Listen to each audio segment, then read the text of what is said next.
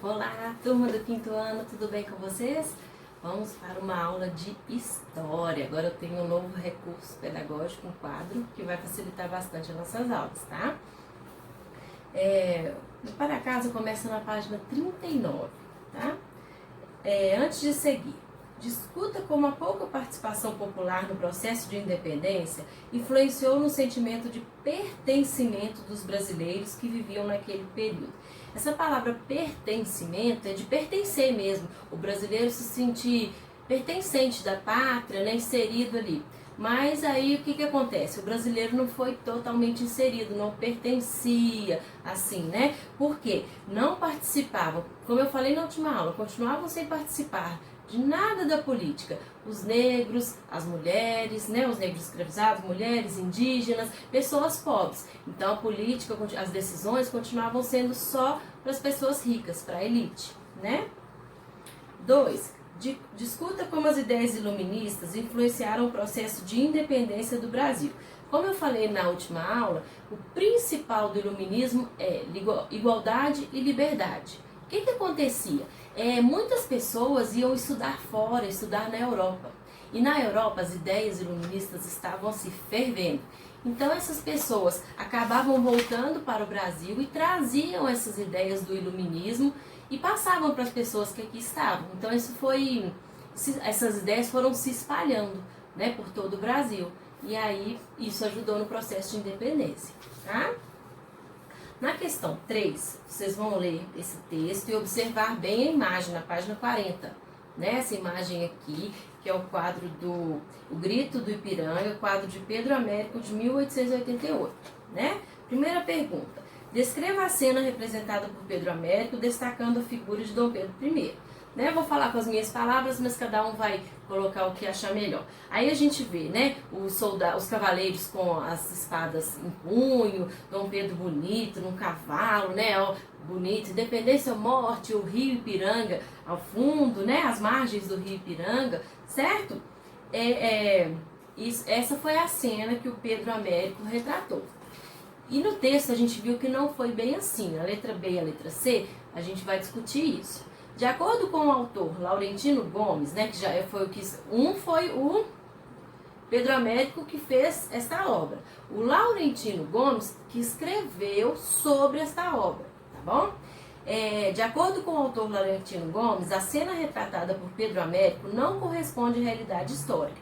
Que elementos comprovam essa afirmação? Gente, a primeira coisa que ele fala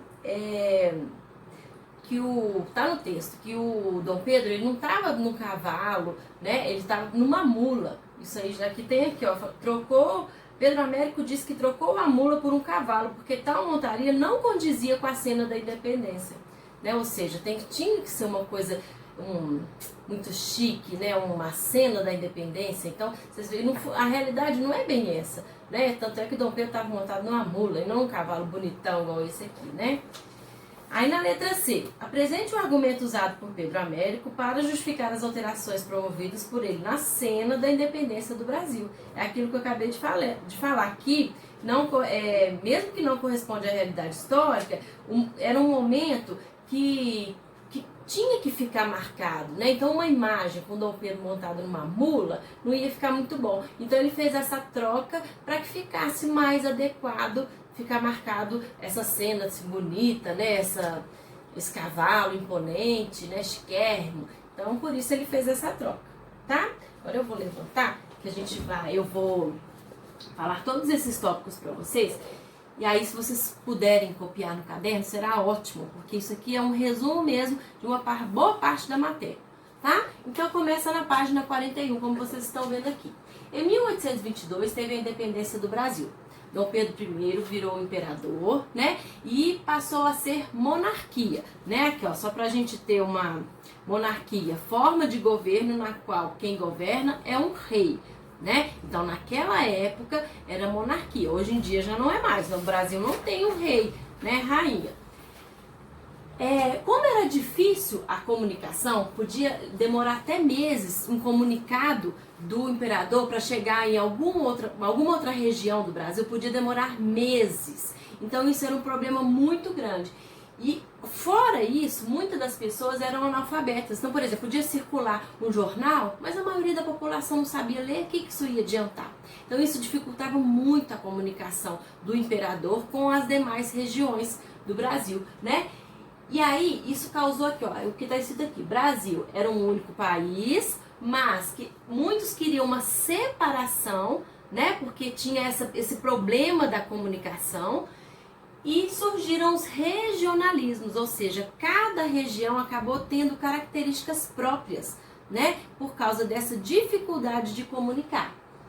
E logo depois veio a Constituição. O que é uma Constituição? Conjunto de leis, tá? É um conjunto de leis.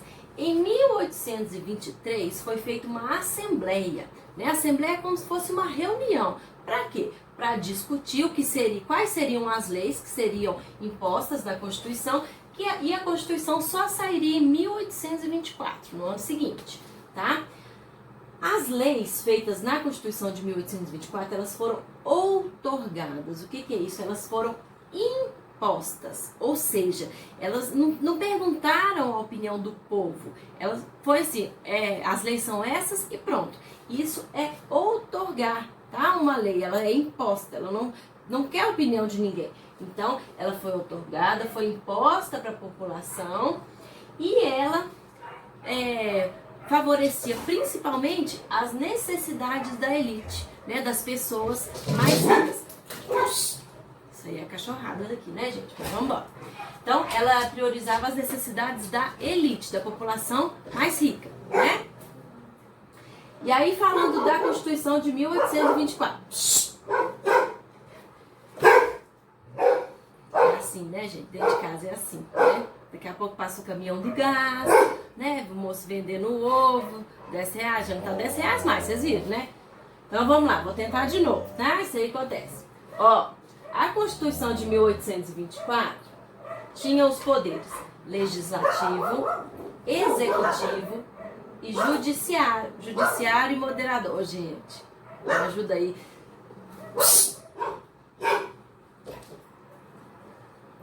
Recapitulando, a Constituição de 1824 tinha os poderes legislativo, executivo, judiciário e moderador, tá bom?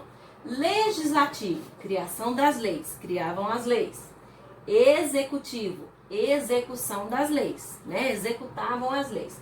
O judiciário garantia o cumprimento dessas leis. Ó, então, um fazia as leis, o outro se encarregava de que elas fossem executadas e o outro que elas fossem cumpridas, né? E o poder moderador, que era comandado pelo imperador, ele controlava todos esses três. Então, o moderador, ele controlava o legislativo, o executivo e o judiciário. Em outras palavras, acabava que quem mandava em tudo era o imperador, né? Nessa Constituição, continuava com direito ao voto homens maiores de 25 anos e com dinheiro. Então, não adiantava ser homem e ter mais de 25 anos se você fosse pobre, né? Então, para poder votar, você tinha que ser homem, maior de 25 anos e ter pelo menos um pouco de dinheiro, tá? E continuou tendo a desigualdade. Por quê? Se só homem maior de 25 anos que poderia votar, não poderia votar mulheres, os negros escravizados e pessoas pobres, né? Então, essa igualdade que a independência pensou em trazer, não foi bem assim que aconteceu. Então, ó, não aconteceram mudanças para a maior parte da população. Ou seja, as pessoas ricas continuaram, né, que eu falei no início, a elite, continuou tendo o poder nas mãos. E as pessoas pobres, os desfavorecidos, continuaram na mão da elite, né? Então, pouca coisa mudou. Tá bom? Pessoal, me desculpem aí os cachorros, tá? E na próxima aula a gente corrige para casa, tá? Um beijo para vocês, até a próxima.